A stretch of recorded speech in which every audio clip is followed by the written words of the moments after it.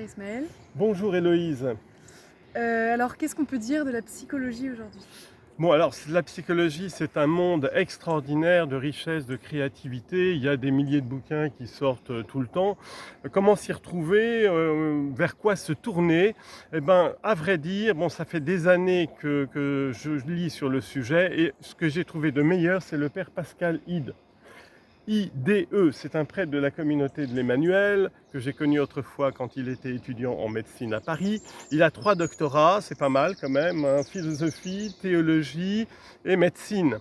Et il a une puissance d'assimilation et de synthèse et un génie didactique extraordinaire. C'est-à-dire que tous les ans, il sort un bouquin sur une nouvelle école de psychologie, par exemple, je sais pas, l'énéagramme, on c'est déjà un peu vieux, mais il a sorti parmi ses bouquins qui ont... Alors c'est très intéressant. Avant toute chose, c'est le fait qu'il a fait sa thèse sur la question, sa thèse de médecine, sa première thèse de médecine, il l'a faite sur la question de la mémorisation et de l'apprentissage, et il nous avait pondu un document qui s'appelait Travailler avec méthode, c'est réussir. Un document de 60 pages qui était la synthèse de sa thèse, pratico-pratique pour tous les étudiants. Alors je vous recommande ce truc parce que c'est génial.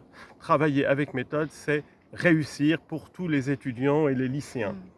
Maintenant, j'en reviens à la psychologie. L'été dernier, j'ai lu de lui Le triangle maléfique, victime, sauveur, bourreau. C'est génial, c'est hyper génial parce que ça m'a permis de comprendre des tas de situations compliquées et de conflits dans lesquels nous nous trouvons tout le temps ou très souvent et auxquels on ne comprend rien parce qu'on n'a pas mis les mots et qu'on n'a pas compris le fonctionnement du truc. Donc sur la question du triangle de Karpman, eh ben, son bouquin Le triangle magnifique, c'est vraiment le top du top parce qu'en plus, il a un génie de clarté, il vous donne des tas d'exemples à travers le cinéma que tout le monde regarde. Et puis il a sorti aussi dernièrement un bouquin sur les nouvelles thérapies. Alors il étudie à fond, mais de manière très claire et très simple, la nouvelle hypnose et les thérapies brèves qui sont en route en ce moment.